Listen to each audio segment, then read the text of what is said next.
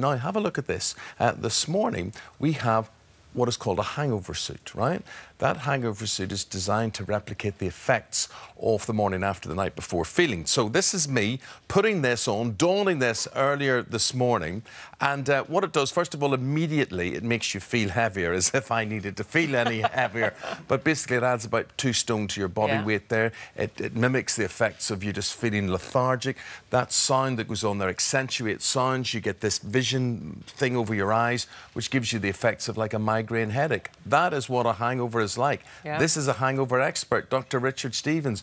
Do we underestimate just how debilitating a hangover can be? I think we probably do, yes. I think people don't really realise that a hangover kicks in as your blood alcohol gets to 0. So it's a kind of post-intoxication kind of a thing.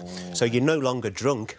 There's no laws about this, and yet you are impaired in various different ways. So if you took a breathalyser, it could be negative, but absolutely, you still might have impaired vision or headaches or that lethargy that comes with a hangover. Exactly. So Ford have invented this suit to try and raise awareness of the dangers of driving. What did it feel like? Because I have to say, Eamonn doesn't drink. You don't drink. I've never seen you really drunk. But he drives very well, normally. Yeah, but how did you feel? I put on the suit, and you do not feel good, and then I sat down to drive the car. You have a lot of things to think about, and, you know, your vision is not the same, your hearing, you're distracted with that, your reactions are somewhat slower, and as you can see there, either I have got a heck of a hangover or I just can't drive those computer cars. But what is it? What other things does it affect that affects your vision? Yeah. Because people don't think their vision's affected. You might have a headache or feel a bit lethargic.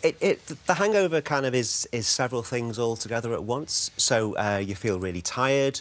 Alcohol sends you to sleep OK, but it wakes you up in the night. So you've got kind of lethargy. You have a drop in blood glucose, which will sort of contribute to that. As well as that, you'll have a headache.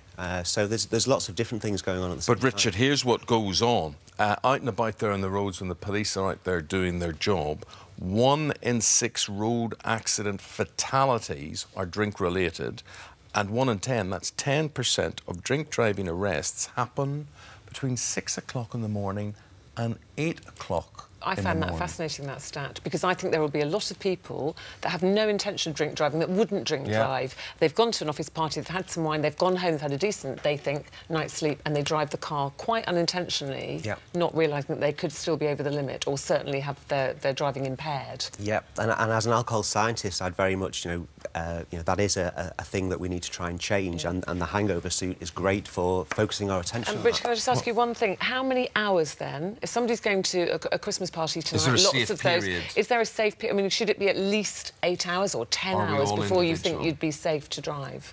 It's a bit of a piece of a string question, because it depends how much you've drank, over what period you drank it. It depends on your body weight. But, yeah, 8 hours is probably a good rule of thumb. It's probably a good rule of thumb, minimum of 8 hours.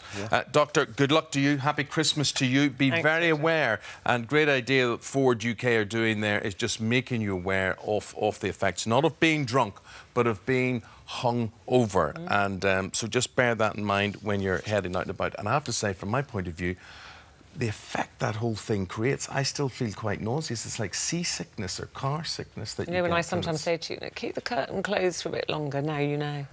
Because he doesn't drink, do you, really? You don't know what that's like. You make up for the both of us, darling, that's OK.